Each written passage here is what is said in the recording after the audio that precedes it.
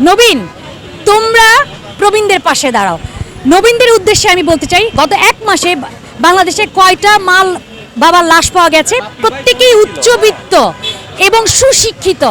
তো আমার কথা হচ্ছে যে বিশেষ একটা দিবসেই যেন প্রবীণ দিবসেই আমরা প্রবীণদের নিয়ে খুব চিন্তা ভাবনা করব, কান্নাকাটি করব, র্যালি করব, খুব দেখাবা করব, এটা না করে বছরের প্রত্যেকটা দিন আমাদের প্রত্যেকের সংসার থেকে শুরু করেই প্রবীণদের প্রতি নির্যাতন বন্ধ করি, অবহেলা বন্ধ করি। আমার মনে হয় বর্তমানে প্রবীণ নির্যাতনের হার অনেক বৃদ্ধি পেয়েছে। এর একটা অন্যতম কারণ হচ্ছে আমাদের নতুন জেনারেশনের সাথে আমাদের প্রবীণ জেনারেশনের অনেক যোগাযোগের ঘাটতি আছে।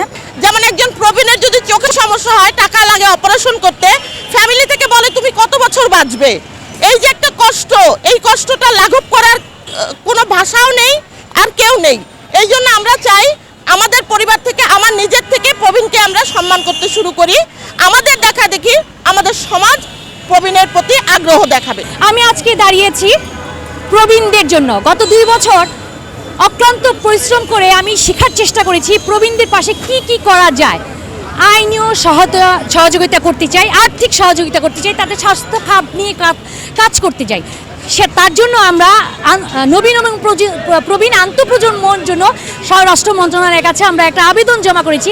যদি দ্রুত দেওয়া হয় তাহলে খুব উপকার হবে, আমরা মাঠে নামতে পারবো এই কাজটা করার বিষয়ে। তাদের একটা বয়সের পরে তারা যে বিভিন্ন ধরনের সমস্যার সম্মুখীন হচ্ছে, এই জায়গাটা থেকে হয়তোবা আমাদের নীতি নির্ধারকরা যদি তাদের স্বাস্থ্যসেবাটা আরেকটু গুরুত্ব দিয়ে দেখেন তাহলে এই প্রবলেমটা কিছুটা কমে যাবে।